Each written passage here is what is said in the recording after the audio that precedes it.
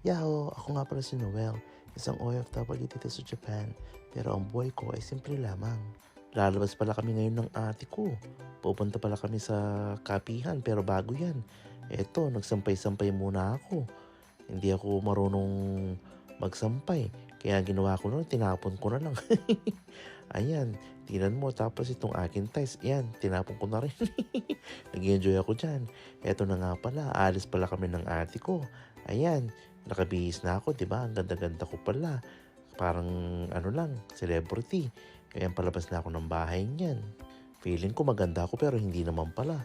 Ayan pala yung ate ko. Hindi niya alam, nagbablog ako. Sabi niya, anong ginagawa ko daw.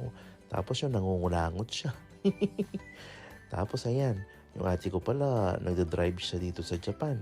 Matagal na pala siya dito. Ayan, ang bilis niya. Nakapunta na kami dito sa kopihan. Ang pangalan ng kopihan, Hoki Coffee. Ayan, tapos may mga magagandang sofa. Gusto ko nga iuwi yung mga sofa nila eh. Ito pala yung sa loob ng kopihan, di ba? Ayan yung mga hapon. Diyos ko, napakadesente nilang tignan. At ang ganda ng lugar.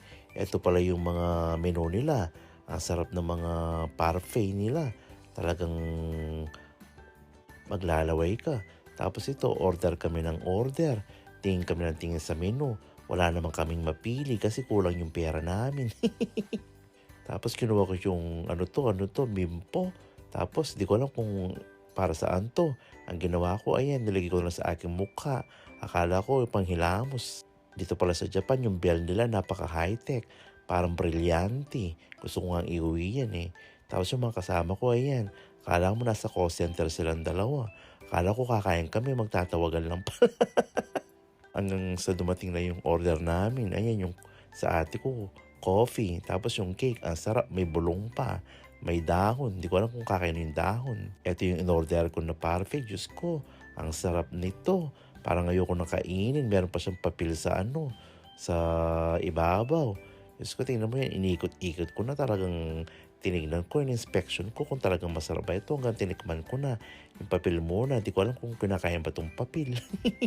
Yan, kinain ko na nga. Diyos ko, tingnan mo. Akala ko magda-diet ako. Hindi na naman diet to. Magda-diet ka ba sa sarap ng parfait dito? Kung ano nakita mo sa picture, ganun na ganun yung ibibigay nila sa'yo. Hindi ka mukha sa Pilipinas, drawing lang. Yan, tapos na kami. Bigla na lang kaming umalis. Di ko alam kung nagbayad na kami yan.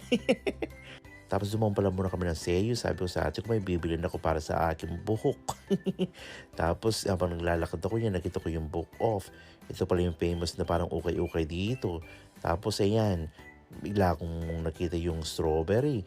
4 na piraso, ang mahal, 500 yen. Yan, tapos kung feeling mo hindi matamis, pwede kang maggatas. Tapos ayan, bigla na lang kaming umuwi. Hindi ko alam, nakasakay na pala ako dyan. Tapos yan, bigla na lang akong lalabas sa kotse. Ito nga pala yung bahay namin. Salamat sa panonood nyo. Bye-bye!